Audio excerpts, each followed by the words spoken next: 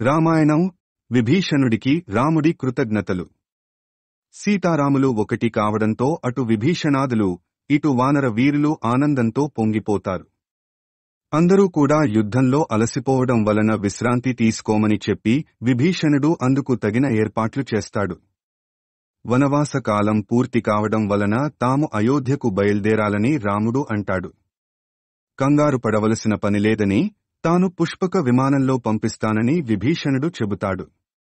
దాంతో రాముడికి మనసు తేలికపడుతుంది. యుద్ధంలో తనకి సహకరించిన వానరులకు రాముడు కృతజ్ఞతలు తెలియజేస్తాడు. అయితే రాక్షస వీరుల కారణంగా చాలామంది వానరులు మరణించడం పట్ల ఆయన ఆవేదన వ్యక్తం చేస్తాడు.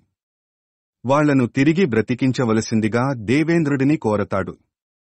ఆయన అనుగ్రహం కారణంగా యుద్ధభూమిలో ప్రాణాలు పోగొట్టుకున్న వానరులంతా బ్రతుకుతారు. దాంతో రాముడి మనసు కుదుటపడుతుంది. దేవేంద్రుడు చేసిన సాయానికిగాను ఆయనకి ధన్యవాదాలు తెలుపుతాడు. యుద్ధభూమిలో చనిపోయిన వానరులు తిరిగి రావడం పట్ల మిగతా వానరులంతా ఆనందాన్ని వ్యక్తం చేస్తారు. అంతా కలిసి సంతోషంతో సందడి చేస్తారు. వాళ్ల కోలాహలం చూసి రామలక్ష్మణులు నవ్వుకుంటారు. సీతారామలక్ష్మణులు అయోధ్య చేరుకోవడానికిగాను పుష్పక విమానాన్ని సిద్ధం చేయించే పనిలో విభీషణుడు ఉంటాడు. ఆ పుష్పక విమానాన్ని అందంగా అలంకరించి ఆ విషయాన్ని వాళ్లకి తెలియజేస్తాడు. చూడముచ్చటగా ఉన్న ఆ విమానాన్ని వానరులంతా కూడా చూసి ఆనందాశ్చర్యాలకు లోనవుతారు.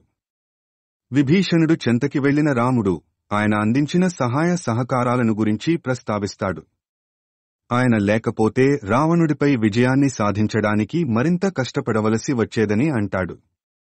ఆయన అందించిన సహాయ సహకారాలు, చూపించిన ఆదరాభిమానాలు తమకి ఎప్పటికీ గుర్తుండిపోతాయని చెబుతాడు.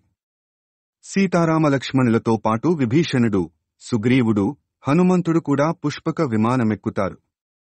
ఇతర వానరులంతా కూడా రామ పట్టాభిషేక మహోత్సవాన్ని తిలకించాలనే ఉత్సాహంతో అయోధ్య నగరానికే బయల్దేరతారు.